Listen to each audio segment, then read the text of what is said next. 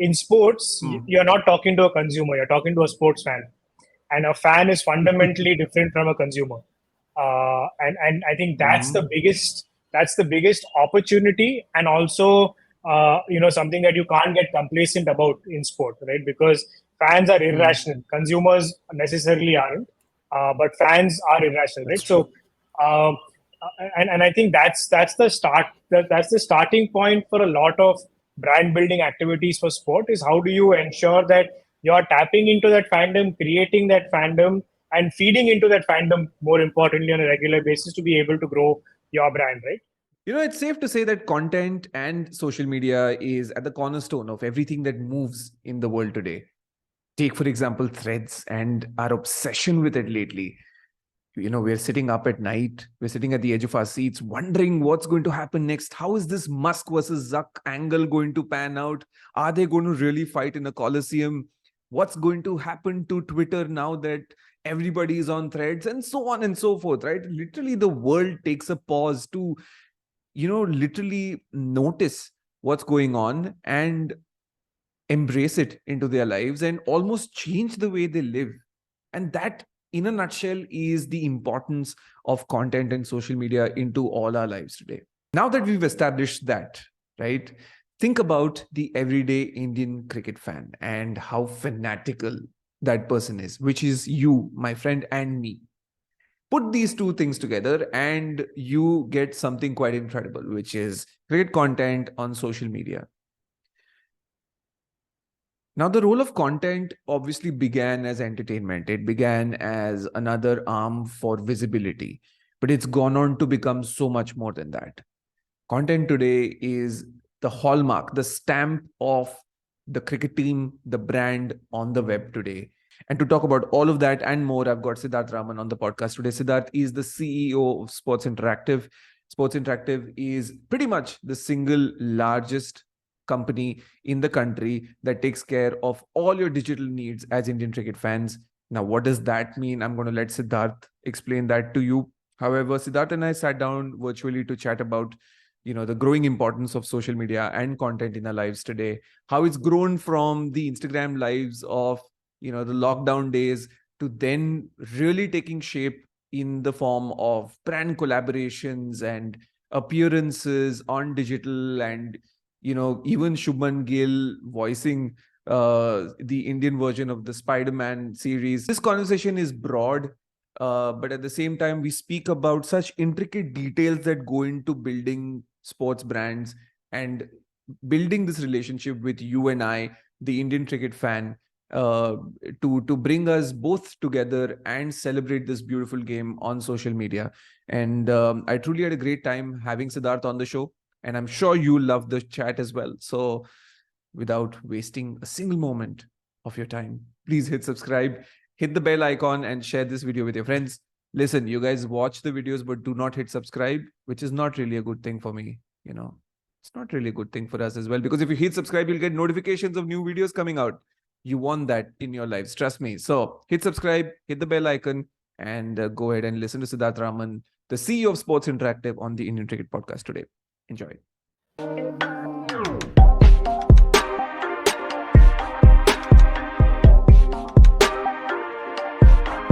Our common denominator is, of course, sports content. So the moment this opportunity came, I was very happy to take it on. On this podcast, we've spoken about a lot of things. We've spoken about finances, we've spoken about business, we've spoken obviously about the on-field thing, the marketing side of things, but content in particular, storytelling in particular in cricket and sport is something that we haven't touched upon. And, I couldn't think of a better person to have on the show than you. So Siddharth, thank you so much for coming on. Thanks, Sumit. Thank you for having me. You had me at the Word Cricket and Indian Cricket podcast. So when the opportunity came along to have a chat with you about this, even I couldn't say no. So Sportz Interactive is obviously a name that needs no introduction to the cricket fraternity, right? Or the sports fraternity at large. You folks have been doing this for close to 2 decades. I hear there's an anniversary coming soon, so congratulations on that. But just to give an insight into the everyday Indian fan, the everyday Indian cricket fan, or the Indian sports fan even, Why don't you give everybody a lowdown as to what SI does in particular? That's the jargon, by the way, for everybody listening and watching. Everybody calls them SI all the time. So go ahead, Siddharth, tell us what does SI do?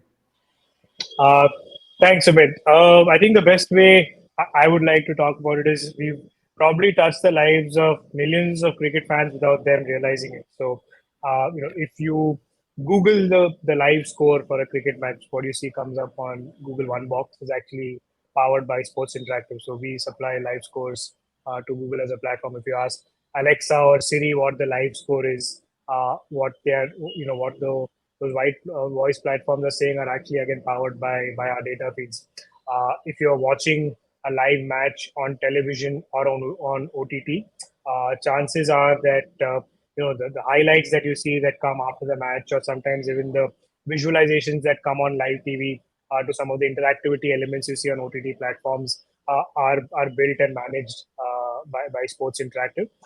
And then from a content and marketing perspective, some of your favorite cricket brands, the content you see on their social media platforms, their websites, apps, not just development and maintenance from a tech perspective, but even the content that you see on the websites and apps are produced and managed by Sportz Interactive. So that's in a nutshell the gamut of everything that we do from a cricket perspective. And it's a bit of a chicken and egg. Sometimes you responded to what fan needs are. Sometimes you anticipated what fan needs could be, and we've tried to always innovate and be ahead of the curve in that manner. Interesting. And a lot of it seems so much digital first. Now that I hear it from you, obviously, we've obviously been observing the growth of the company in the last few years. Do you think it's sort of hypercharged in the last, say, half a decade or so with the growth of digital India, mobile phones, devices, access to internet increasing? Has your role in the Indian cricket economy, or rather the sports economy or the sports space in general, sort of increased tenfold, 20-fold, whatever you want to call it, with the onset of the increase of the internet and access to internet in India? Absolutely. I think we are extremely fortunate and privileged to be in business at a time when the internet has really boomed in the country. Access to the internet has been a big factor in driving growth for us as a Yeah, business as well. And it probably means, call it, about anywhere between 8 to 10x growth over the past 7 to 8 years, right? In that period. brilliant. So we've definitely reaped the benefits of that. And it's not just us. I think it's the entire ecosystem, right? For us, when we look at it, if the ecosystem does well, we do well. It's as simple. And by ecosystem, we not just mean rights holders and franchises, but broadcasters, sponsors, so many other players that come together to be able to deliver a world class product and great fan experiences. Everyone benefits if the sport grows. That's how we see it. There's so much that we can go into here. There are so many words that you mentioned. But I think for us to just to streamline this conversation a little bit, right? Let's stick to the IPL. Yes. And I say that because if we end up talking about sports in general, this is going to become a very broad topic, and we won't be able to do justice to Mm. what we want to talk about. Now, if you look at the IPL, the rights obviously are a big indicator as to the growing value of the league, right? From Mhm. 8,000 crore to 16,000 crore, now to 32, 33, whatever it is, with four different packages, etc. Yeah. How have you seen the scope of your work as Sports Interactive, as digital, sort of stakeholders Mhm. in this league change, say, with the growth of the IPL in the last few seasons, if you'd like? Yeah, and just to add context to those numbers, it was 8,000 for 10 years, 16,000 for 5 years, and 32,000 for five Yeah, years that's again, correct. right? Yeah, So, the uh, rights. Yeah, correct. correct. Yeah, yeah. And the reason I say that is because what that has meant is just meant that for the IPL ecosystem and franchises to be able to continue to be able to deliver that kind of value, you need to be focusing on fan engagement, right? I think what all IPL teams Mhm. ended up getting, or seem to have a good grip on is what it takes to build a good team. Sometimes it's on the field, which is it's a Mhm. function, it's a factor of multiple different things coming together. But I think Mhm. what they also realize is everyone's in this for the long term, and you're building an asset that will far outlive any of us, any of our lifetimes, right? So if you're Yep. doing that, you need to invest in the right kind of fan engagement strategies, fan engagement opportunity, and that's where digital plays a big role. Because one challenge still for the IPL is that it's only that 60-day window in the year, right? Yeah. The remaining 10 months, or call it 9 months, are a bit of a challenge, right? And what we've seen is, while that relevance is there for those 2 to 3 months, and digital plays a big role in amplifying that relevance, I think the digital also will play a role in solving the problem of the 9 to 10 months of no IPL, no context. And I think it's not been solved completely as yet, but digital definitely through various activations you can do through content, through gamification, through tech innovations on your owned platform, which is owned and operated, which is basically your website and app, allows franchises to be able to build that year-round relevance for sports fans. And it could be done in multiple different ways. Right? It could be your brand name in different leagues, other different leagues around the world, which we've seen a lot over the past couple Yep. of, it could be the last couple of years. It could also be brand extensions that you're building, right? Which come alive on digital, which may not necessarily be linked to sport, but you've seen certain IPL franchises build, physical destinations to deliver the brand experience. You've certain IPL franchise get into the athleisure space, launch their own, line of lifestyle wear, athleisure wear. Certain IPL teams also tying up with certain charitable causes, or have, edtech initiatives going. And you see a lot of all of these Yeah. actually tie into a digital first mindset, right? Which is, even if it's on ground, I'm looking at that from the lens of being able to create content which can then travel on digital. I'm looking at it through that lens, right? So that is something that digital will continue to play a key role in, and I think we have definitely made progress from where we were, call it 5 years ago, in terms of Yeah. how to build that relevance over 9 to 10 months, and maybe in the next 4 to 5 years you'll see again significant improvement over it. It's like Moore's law, and the people, when you talk about the processing capability of chips, I think you will see exponential growth in how IPL franchises also are able to look at fan engagement with the increasing media valuations that come every cycle. But it helps to have cricketer generated content, right? I mean, which fan doesn't like watching their favorite cricketers do fun stuff on social, man? It's become crazy in the last few years. कभी कभी लगता है मेरी नौकरी ले लेंगे ये लोग. Correct. And look at how good they've become also, right? Yeah. Even when they're not with IPL teams, some of them, the kind of content that they create, and each one has built their own persona, and build their own personality for social, which I think is great, because Yeah. that's what Yeah. that's what fans on social media love, the authenticity. It's not, you're not reading off a script. There are no retakes per se. You're happy to even take a dig at yourself, and be a little self-deprecating in the kind of content that you push out, which, if you see the previous generation of sports fans and also the cricketers, and it was a function of those times, you wouldn't necessarily see that, right? And cricket fans will remember, die-hard fans might remember this, but I think the closest we got to seeing our, the generation of the Fat Four having fun was when, I think it was in the Greg Chappell era, or maybe the Gary Carson era, just when Gary Carson came in, the team had a team bonding exercise, and everyone had to, dress up and recreate their favorite movie scene, and Tendulkar and Kumble recreated Sholay. Right? There was Yeah. those the early days of things going viral, right? Whereas Yeah. now Yeah. you see, Ishan Kishan and Shubman Gill making trending reels on roadies or anything that's trending in that moment, Insane. at the Yeah. click of a finger, and you're craving for more, right? Same thing with cricketers like Virat or Rohit. They're holidaying in London and giving fans a glimpse of what their life is like over there, or even their workout sessions in the gym, especially someone like a Virat, and what that looks like.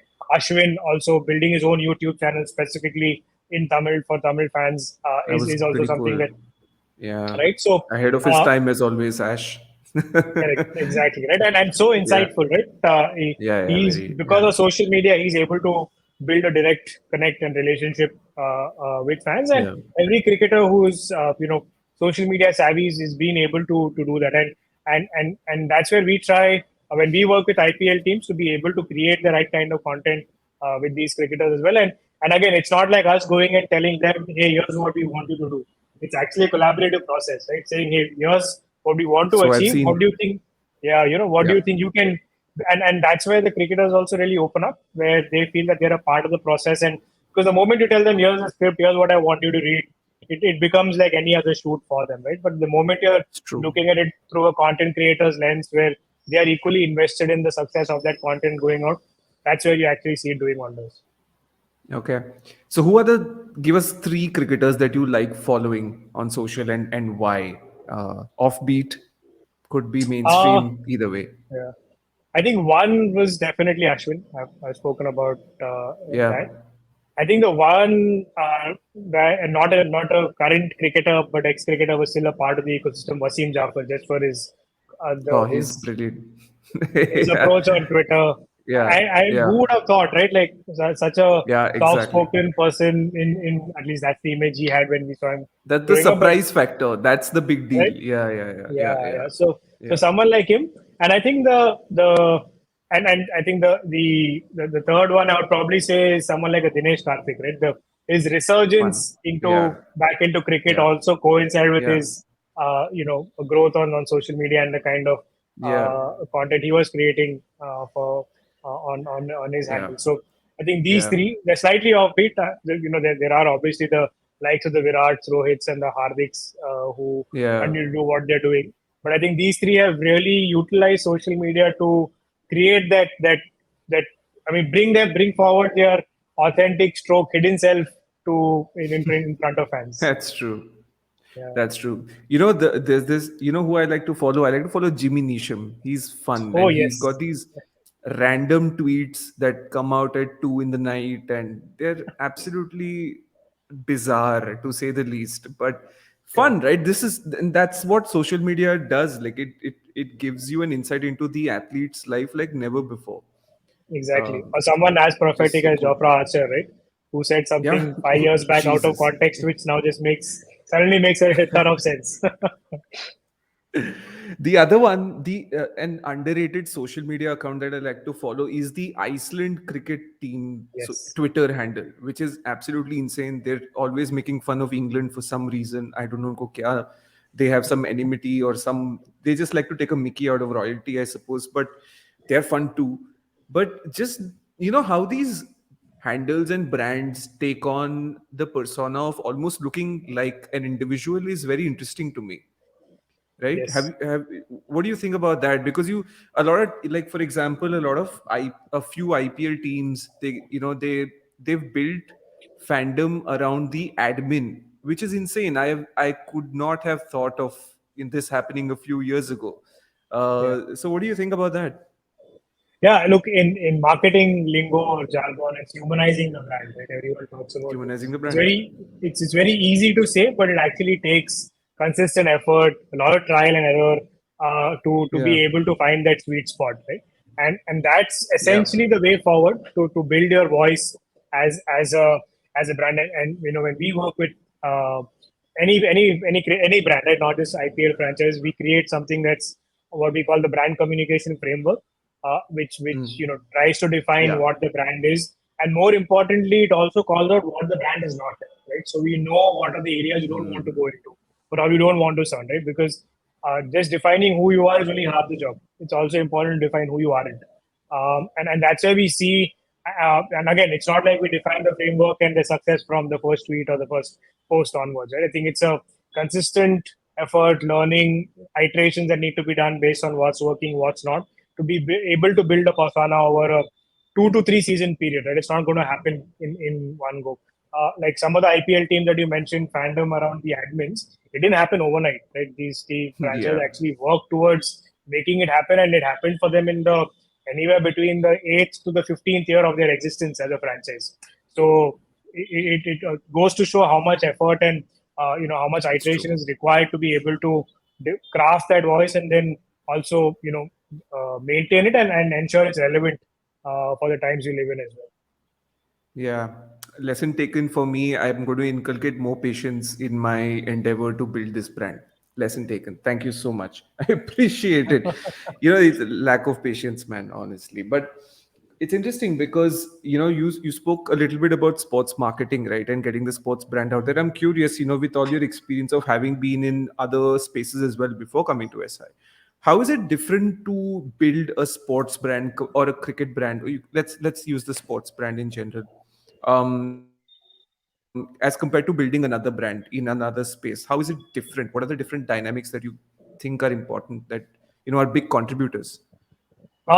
So this actually is a very interesting question, and I'll take a step back to say, brand building stroke marketing is all about the consumer, right? And when you talk about marketing, you say understand the consumer and understand the consumer needs, derive the consumer insight, and based on that, you create advertising to build the brand. In sports, you're not talking to a consumer; you're talking to a sports fan, and a fan is fundamentally different from a consumer. And I think that's the biggest opportunity, and also something that you can't get complacent about in sport, right? Because fans are irrational, consumers necessarily aren't, but fans are irrational, right? That's true. So um, and I think that's the starting point for a lot of brand building activities for sport, is how do you ensure that you're tapping into that fandom, creating that fandom, and feeding into that fandom, more importantly, on a regular basis, to be able to grow your brand, right? Because no, not all brands can say we have fans, but sports teams start with the assumption that, hey, I have fans, I need more fans, right? And how do you use that as an opportunity to actually start building a brand? And I think some of the basics remain the same. And I think in terms of the Indian cricket fan, there's no silver bullet to this. What I would say is the Indian cricket fan, and break it down into two, right? There's the Indian cricket fan, and then there's the IPL fan. So an RCB fan is very different from a Mumbai Indians fan, is very different from a GT fan, from a KKR fan, RR fan, and so on, right? So each of them actually has different, you would have different different points of emotional connect you'd like to build with them, whether that's from the region, whether that's from the team, whether that's from the player, or anything else to do with the history of the team. Whereas Indian cricket fans are slightly easier in the sense because they're a lot more homogeneous, right? In terms of everyone's there to support the Indian team. You might have a Virat group of supporters, a Rohit group of supporters, Hardik group of supporters. But at the end of the day, everyone is working towards that, wants that common thing of Indian cricket doing well. So that's actually easier to deal with. I think the interesting part is within the IPL for each of the 10 franchises. Each franchise has a separate different set of challenges and opportunities for the fan base that they are talking to in their respective catchment areas, and working with that, improvising on that every season, and seeing how you can continue to grow on that. That's a challenging part, right? And again, like I said, there's no one silver bullet to solve for that. I think it's a combination of life cycle stage of the franchise. What's the catchment area they're in? What's the legacy of cricket over there? Who are the players available? How has the franchise been performing? What are the different aspects that come into play for you to build that cohesive fan engagement strategy that's relevant and will work only for that franchise, right? I think that's something that we literally do on a annual basis for the clients that we work with in the IPL. How do we're obviously at this stage now where digital and Instagram lives during the pandemic were such a hit thing, Yes. that brought cricketers close to fans closer to cricketers. Now there's the role of Instagram has grown even further, social media broadly speaking. But where do you see this going forward with regards to content around cricket and essentially the game's involvement or intermingling with social media going forward? What how is the path paving for the fan and the cricketer and the cricket to come together? Yeah. So I think, look, social media, digital has democratized access to the players and to the sport for fans, right? Like never before. Yeah, yeah.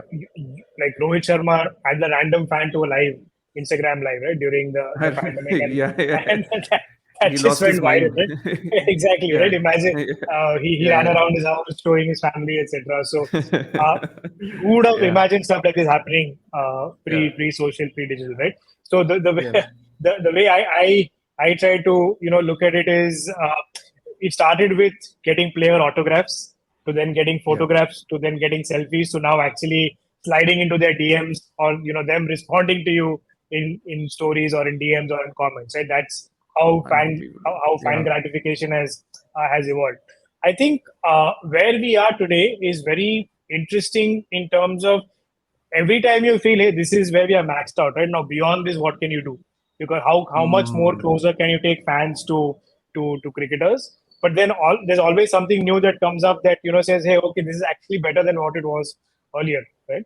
So I think, but what remains the same is that fundamental connect between fans being able to have a direct conversation with their heroes, cricketers, in this case. The medium and the method might change, right? And that's a function of how social platforms evolve, right?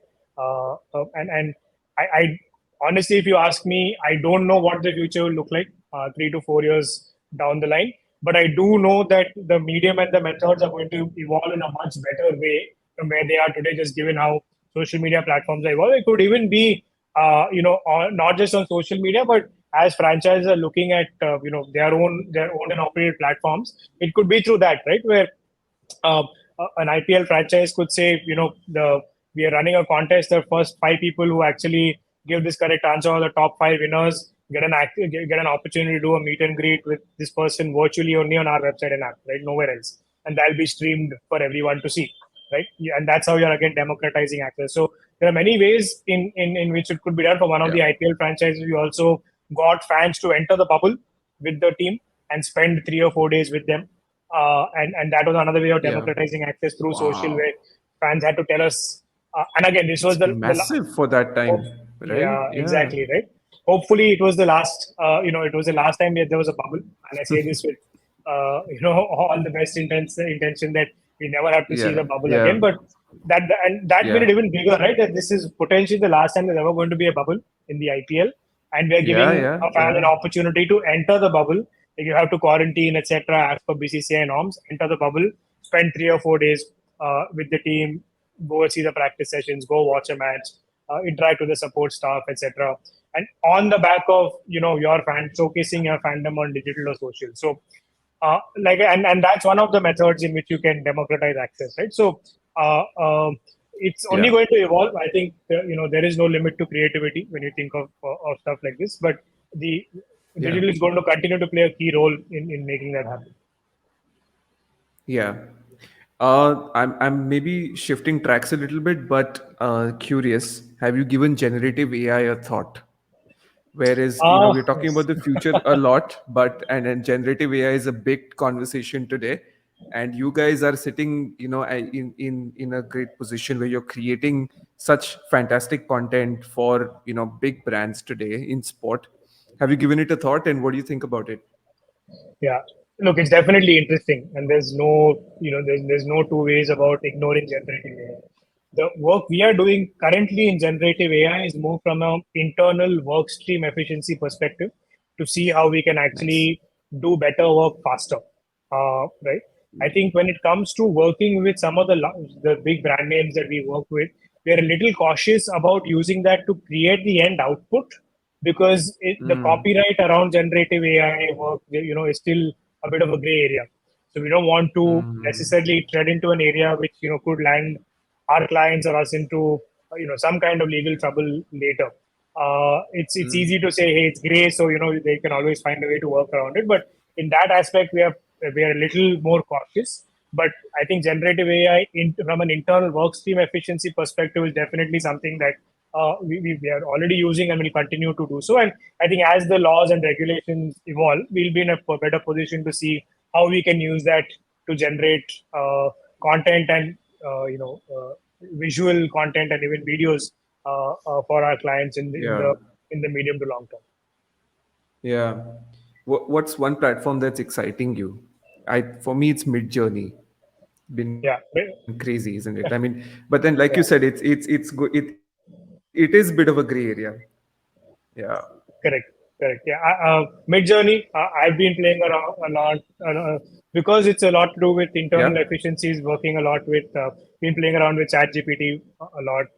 A couple of Yeah. others, also tried Bard for a bit. That Google Mm. has, because you're in Google Workspace anyway as an org. So Yeah. I tried a few things with Bard over there. Yeah. So I think that, and every day there's something new that comes up there. I've signed up for a few AI newsletters because there's no point trying to scour the internet to see what's going on. So they just get a curated bunch of updates or reads to see what's happening in the world of generative AI and see what we can do over there. But very, very exciting times to be in. There's no two ways about it. I think this is a phenomenal leap in innovation that we all should just be looking to make the most of. It's how do you embrace it Yeah. versus get threatened by it, is the way I see it. Nice.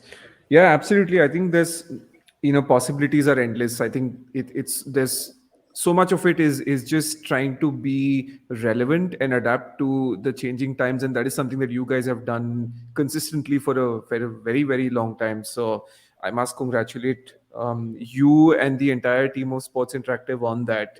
And I Thank you. sincerely hope that you continue to do many more wonderful things in the area of sports storytelling, and take the Indian sports content space forward as much as you have already, and even more in the time to come. But before we sign off, where just what are your thoughts on the evolution of sports storytelling? Where are we?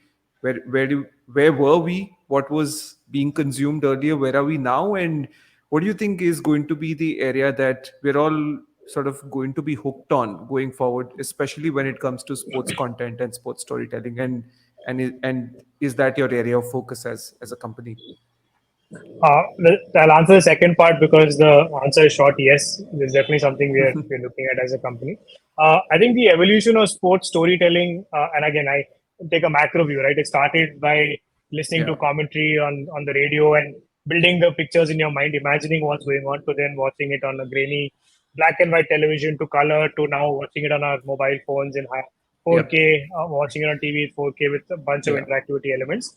But I think Yeah. the significant shift that's happened is around the non-live aspect of sport, right? Because live Mm. sport, we know people are going to tune in, people are going to watch, and it's about how do you just ensure you're continuously innovating there from an interactivity perspective or from a storytelling perspective, that to keep the to keep the fans hooked. The big shift is from a non-live sports storytelling perspective, and this is one example that will probably make it into case studies for the next decade, is Drive to Survive and Formula One, right? How Netflix built an entire Absolutely. generation of fans for Formula One Absolutely. on the back of Drive to Survive, right? Like so much so that Yeah. Christian Horner of Red Bull said that his daughter started following Formula One only after seeing Drive to Survive, right? Her That's dad's saying been a in lot. a part of the Yeah. surface for so long, but she only started seeing it after watching Drive to Survive. So I think that's the power of sports storytelling, because it's to a certain degree, WWE used to do this, but we all knew it was scripted, right? But now when you're Yeah. actually getting camera crews and video production guys traveling with Yeah. the sports stars everywhere, being a part of Yeah. big events, capturing what you don't see on TV, and being able to tell those stories and bring it in front of fans. I think that's just phenomenal, right?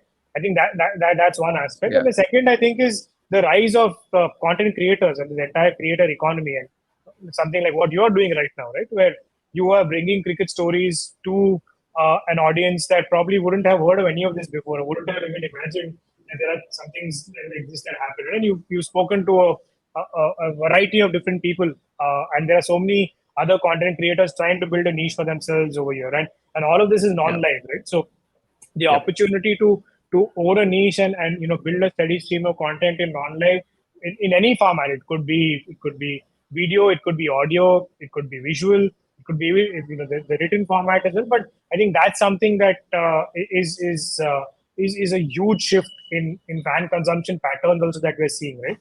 And Yeah. that's something that I am personally very excited about, and we as a organization also are very bullish about in terms of growing the sports ecosystem, because that's when you have always on fan engagement. We always talk about this, but most of the leagues that we work with, especially in an India context, are only in that, in that burst of 1 to 3 months. What do you do in the remaining 9 to 11 months? And then that's where having a focus on non-live sports content, storytelling from that perspective is something that we see as a huge opportunity to be able to continue to grow fandom in India. No, it's brilliant, and I think we began this conversation by using the IPL as the basis of our chat, but just to put it in, use that and put things in perspective. The IPL is just 15 years old. It's literally uh, just an adolescent at this point of time, and the fact that we've been able to, along with the league, move and create such impact with content in the time that we've spent with the league just shows us where we can go in the time to come, and the role of content that it'll pan out to be is going to be quite significant if it isn't already. So that, thanks for coming. This was great. I'm so happy that your team put this together. Very nice speaking with you, and thanks for coming on the show. I hope you keep coming. Thank you, Sumit. Thanks for having me over, and all the very best for your endeavor with the Indian Cricket Podcast.